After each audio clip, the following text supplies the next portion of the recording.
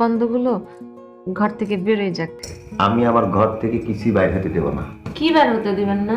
এই কবিকের লেখা তোমার পরনি কবিরা কি লিখিত হয়ে গেছে? আমি তো কবিকেরকে ঝামেলা ফেলাই দিচ্ছি। আমার ভালোবাসার এক ফোঁটাও আমি জানলা দিয়ে বাইরে দেবো না। মানে আমি কি করলাম তারাই টেনশনে পড়ে যায়, বুঝছো? এই বাসর ঘর ফুলে সাজানো, আমি বউ পাগল লোকে বলে আমি নাকি বউ পাগল। রাত আমার ফুল সজ্জায়।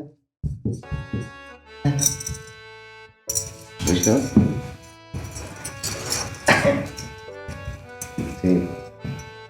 তুমি আমারে কি আছে পানি খাবা?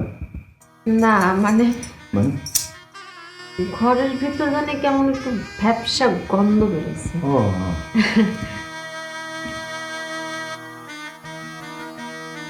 তো জানলাগুলো খুলে দিই। হ্যাঁ, হ্যাঁ কি করতে যাচ্ছ? জানলা হ্যাঁ জানলা খোলা দিকে। না, ঘরের মধ্যে ভ্যাপসাটা বন্ধ হয়েছে না, এই জন্য। ও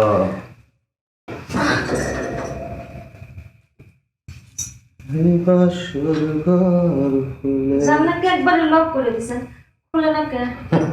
এদিকে আসো, এদিকে আসো। জানলা খুলবি না। জানলা আছে কিন্তু জানলা জীবনেও খুলবি না। আসো আসো। জাম ধরে গেছে মনে হয়। না না, ওটা হচ্ছে আমার একটা টেকনিক, ওটা হচ্ছে আমার একটা আছে, আমার একটা জিনিস আছে, কায়দা করে রাখছি। আসো আসো, ভয় পড়ি, আসো। কিন্তু বাইরের বাতাস ঘরে আসুক, ঘরটা একটু ঠান্ডা হোক। না, জানলা দিয়ে তো খালি বাইরের বাতাসই ঘরে ঢুকে না, ঘর থেকে অনেক কিছু বাইরে চলে যায়, বুঝছো?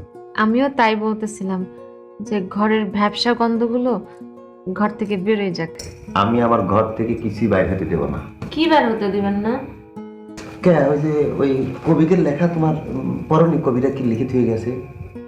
বিরাট মারাত্মক কথা লিখেছে যে অভাব যখন দরজা দিয়ে ঢুকবি, ভালোবাসা নাকি জানলা দিয়ে পালায় যাবি।